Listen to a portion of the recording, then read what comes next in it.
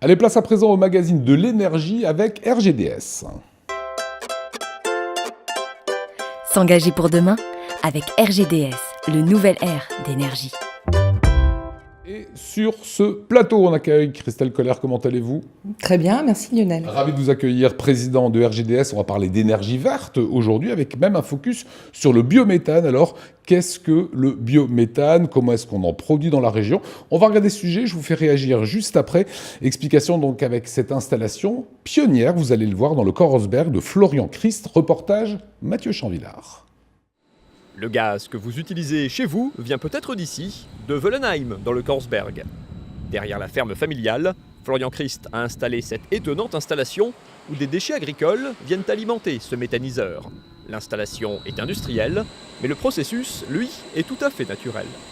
La base, le métier d'agriculteur, c'est pas de nourrir les bactéries pour faire du gaz, c'est quand même de faire de l'alimentation humaine.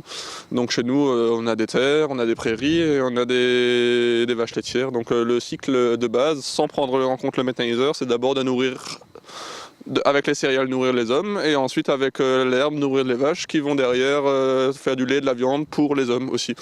Et derrière, c'est seulement avec les déchets. Donc les déchets, au lieu de pourrir, de sentir et du coup de dégager du gaz en l'air. En fait, ces déchets-là, on va plutôt les faire dégrader en méthanisation pour faire du biogaz. Le plus étonnant, c'est que les déchets d'hier sont devenus des matières premières. Le lisier et le fumier issus de ces étables, les déchets de céréales, comme les tiges de maïs, ou ceux issus des malteries, tout finit ici, dans ces méthaniseurs, pour devenir, in fine, de l'énergie plus verte que nature.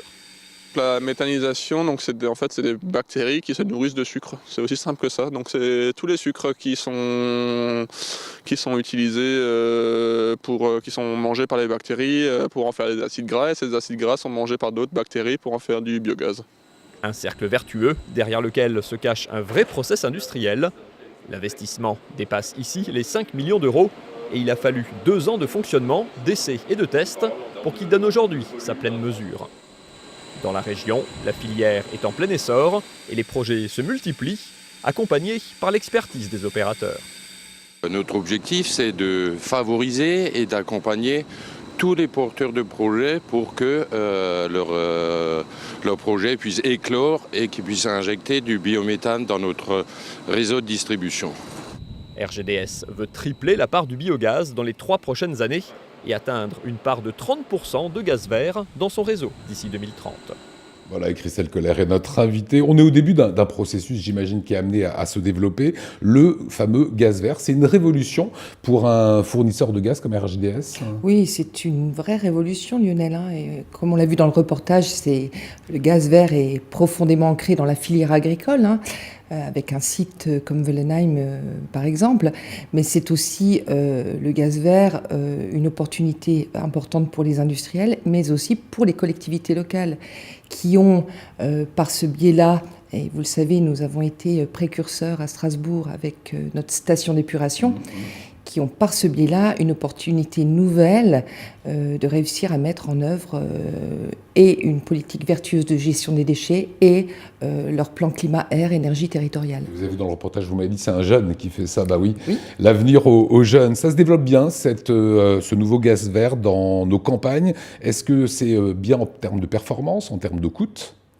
Eh bien écoutez, pour vous donner un exemple, par exemple sur la station d'épuration, vous savez que depuis donc 2015, et le processus était engagé déjà depuis 2011, nous produisons du biométhane via les boues issues de la station d'épuration et ça nous a permis de mettre en œuvre notamment, en lien avec l'Eurométropole, des écoquartiers à un coût maîtrisé puisqu'il suffit d'une simple chaudière au gaz.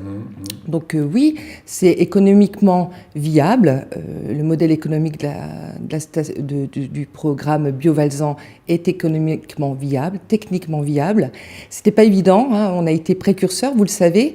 Il a fallu, ancrer juridiquement et financièrement ce nouveau dispositif. Mais nous y sommes arrivés, nous en sommes très fiers. Mais c'est surtout le biogaz, un processus extrêmement vertueux d'un point de vue écologique, puisque c'est décarboné. Alors pour qu'on comprenne bien, est-ce que ce biogaz, on peut l'utiliser de la même façon que le gaz naturel, dans les voitures, dans les logements ? Eh bien, vous savez que effectivement, le biogaz permet notamment de réduire les émissions des véhicules, que ce soit des véhicules ou des bennes à ordures, par exemple. Faiblement émissif en termes de particules fines, faiblement émissif en termes d'oxyde d'azote et décarboné. Donc, c'est une manière d'envisager une décarbonation de nos carburants et c'est très vertueux. L'idée pour RGDS, évidemment, c'est pas de devenir producteur, mais c'est d'accompagner des projets comme on a vu là auprès d'agriculteurs ou d'industriels. Oui, de plus en plus, RGDS, dans la diversification de ses métiers, se veut être l'accompagnateur des innovations. Ça a été le cas pour Biogénère, avec la station d'épuration, mais nous avons de nombreux projets, et notamment, je ne veux pas trop en parler, mais nous travaillons autour de l'hydrogène, qui nous permettrait là aussi d'envisager un nouveau gaz propre, décarboné. Vous savez qu'au Danemark, on a déjà une utilisation de l'hydrogène pour les véhicules, donc c'est porteur d'avenir par rapport aux enjeux qui sont les nôtres. Vous reviendrez nous le dire sur ce plateau. Oui, je reviendrai. En temps utile. Le biométhane, on vient de vous le dire, vous l'avez bien compris, c'est évidemment de l'énergie verte. Sa vertu, c'est quoi? C'est d'être finalement du circuit court et arriver vers notre indépendance énergétique. C'est à la fois jouer sur une énergie locale, mais c'est surtout jouer sur une énergie qui nous permet de nous autonomiser par rapport aux énergies fossiles. Donc c'est pour nous, à RGDS, un objectif de 100% de gaz propre à l'horizon 2050. Donc, eu égard aux enjeux qui sont les nôtres en termes d'adaptation, enfin de réchauffement climatique, voilà qu'il y a là un vivier d'innovation très très important. On parle un petit peu d'avenir sans faire un mauvais jeu de mots. Qu'est-ce qu'il y a dans les tuyaux d'RGDS? C'est quoi? C'est ce fameux hydrogène dont on reviendra peut-être bientôt?